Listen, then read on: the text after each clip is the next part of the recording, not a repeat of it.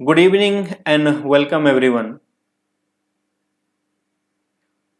Weekly tax updates 26 जुलाई 2020 आज का दिन मैं लेके आया हूँ। लास्ट वीक में जो टैक्स अपडेट्स हुए हैं उसके पूरी एक समरी मैंने इस वीडियो क्लिप में आपको डाल दिया है। होपफुली आपको ये अच्छा लगेगा और अच्छा लगे तो लाइक और सब्सक्राइब जरूर कीजिएगा। जीएसटी अपडेट्स में जो सबसे इम्पोर्टेंट अपडेट्स था वो है GSTR4 फाइनेंशियल ईयर 1920 का आपको ऑनलाइन अवेलेबल हो गया है फाइलिंग के लिए। और इसके ऊपर मैंने एक वीडियो भी बनाया था, डेमो वीडियो। मैंने पूरी उसमें GSTR4 को मैंने फाइल करके बताया था कि कैसे कैसे कौन कौन से टेबल में क्या क्या चीज़ फाइल करनी है, और उसका लिंक मैंने वीडियो के डिस्क्रिप्शन में भी डाल दिया है। तो आपको अगर वो देखनी है GSTR4 तो आप उस लिंक पे क्लिक करके देख सकते हैं। GSTR4 की ड्यू डेट्स 31 अगस्त है, जो कि 15 जुलाई थी, अब बढ़ा के 31 अगस्त कर दी गई है।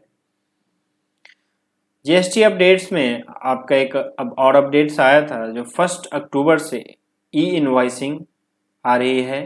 किनके लिए? जिनका टर्नओवर 500 करोड़ से ऊपर है। पहले ये लिमिट्स जो थी 100 करोड़ थी, अब इस लिमिट को बढ़ा के 500 करोड़ कर दी गई है। तो जिन कंपनियों के टर्नओवर 500 करोड़ हैं उनके लिए ई इनवॉइसिंग करनी मैंडेटरी हो जाएगी 1 अक्टूबर 2020 से। जो सेकेंड अमेंडमेंट थी कि जो न्यू रिटर्न आ रहा था जीएसटी का, जो न्यू रिटर्न में जाने वाले थे जीएसटी अपडेट होके, उसको स्क्रैप कर दिया गया है।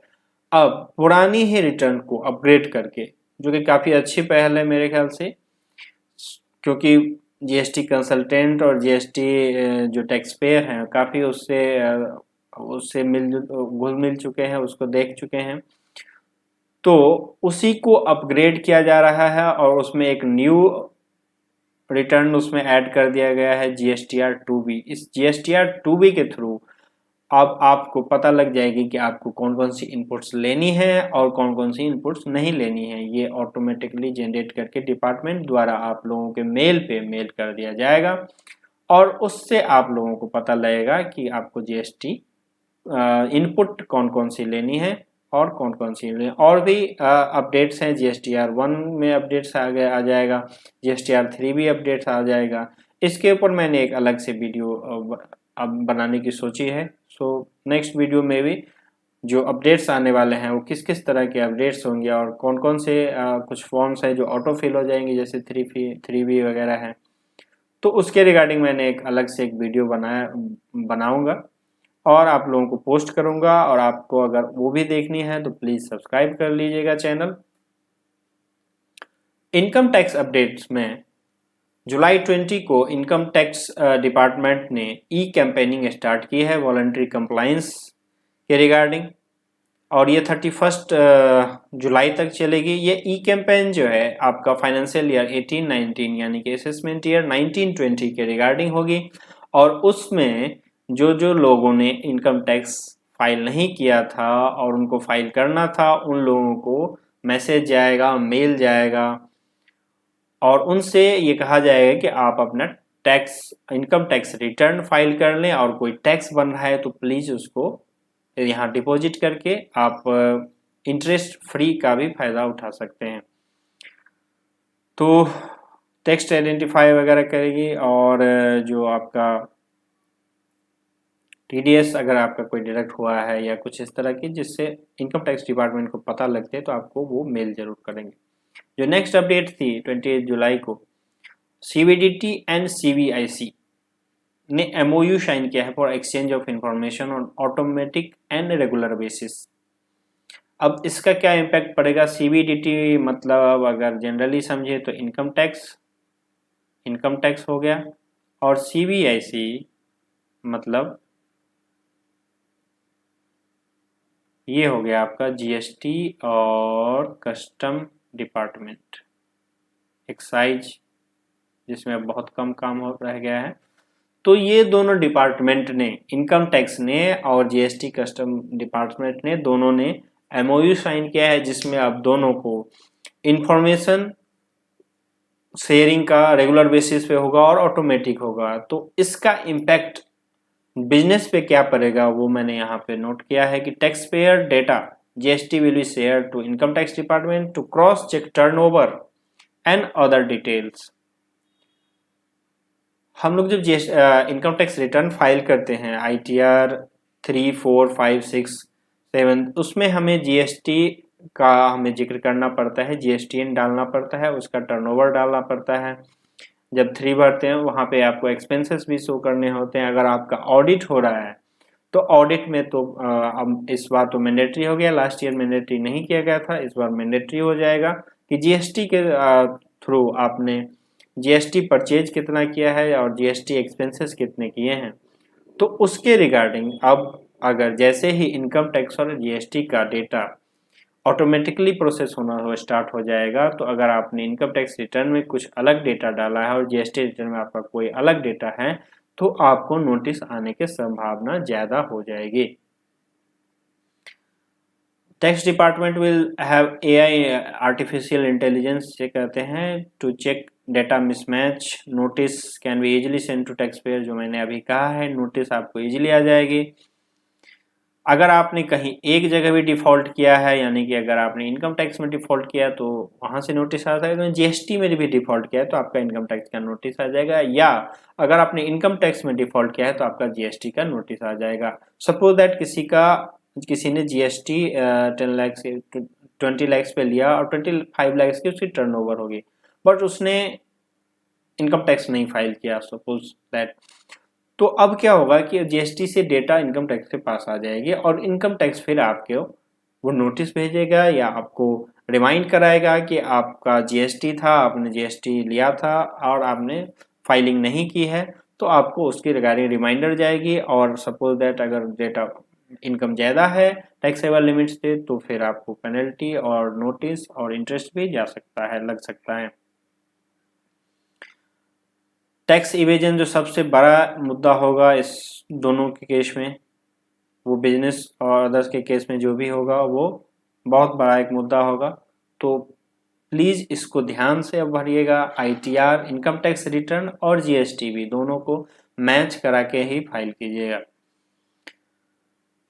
ई फेसलेस असेसमेंट जो अब इनकम टैक्स में आ गई है उसी सिमिलर वैसे ही जीएसटी में भी आने वाली है, तो उन दोनों को भी इसमें काफ़ी मदद मिलेगी, उन दोनों डिपार्टमेंट्स को, कि तुरंत वो टैक्स इवेजन पकड़ सकते हैं। तो फिर से मैं यही कहूँगा कि आप लोग जीएसटी और इनकम टैक्स दोनों को मिलाकर चलें, तभी यह फ़ायदा है। जो सेकेंड MOU साइन किया था मिनिस्ट्री ऑफ MSME के साथ CBDT यानी कि इनकम टैक्स ने फॉर शेयरिंग ऑफ डेटा, अब इससे क्या क्या फ़र्क पड़ेगा आपको या बिजनेसमैन को? Business will get loan easily as data will available soon with banks.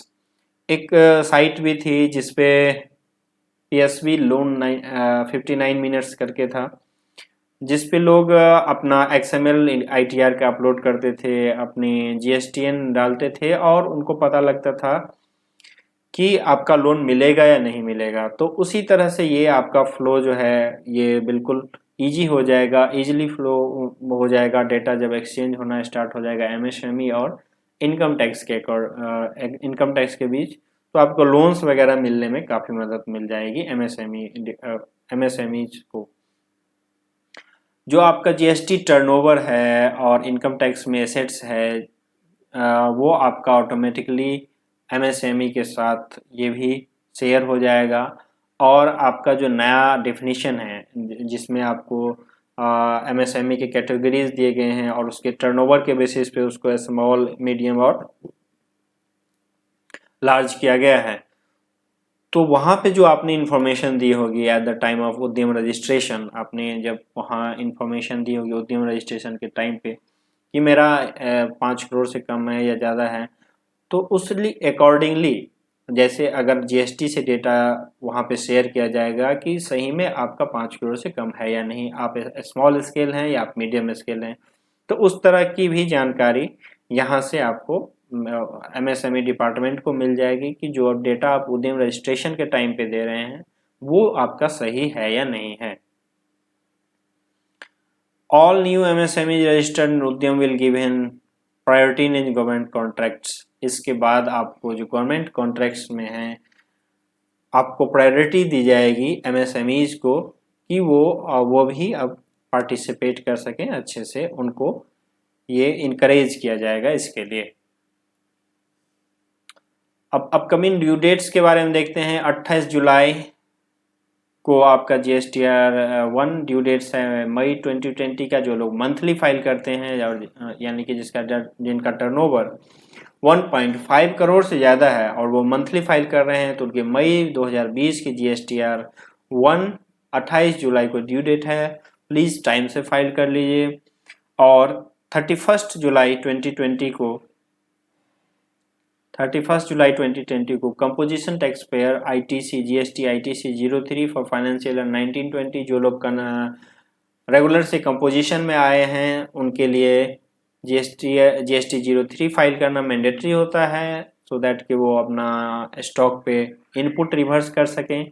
तो उसकी डेट जो है ड्यू डेट्स 31 जुलाई 2020 है, आप प्लीज़ फाइल कर लें।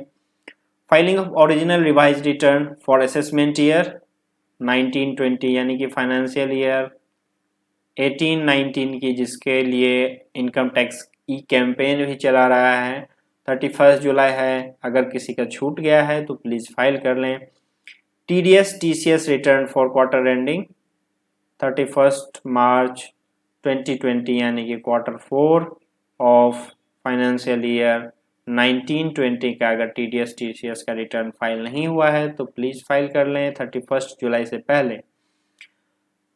Investment for claiming deduction under chapter 6A-B इस बार के फाइलिंग में फाइनेंशियल ईयर 1920 के फाइलिंग में जो ऑप्शन दिया गया है कि आप इन्वेस्टमेंट कर सकते हैं 1 अप्रैल 2020 से लेकर के 31 जुलाई 2020 तक, उसका आपको डिडक्शन भी मिल जाएगा लास्ट ईयर के फाइनेंशियल ईयर 1920 के इनकम टैक्स के रिटर्न में। Self assessment tax liability financial year 1920 की जिनकी 1 लाख से ऊपर है, प्लीज़ वो 31 जुलाई को वो 1 लाख से ऊपर जिनकी है वो पेमेंट कर दें।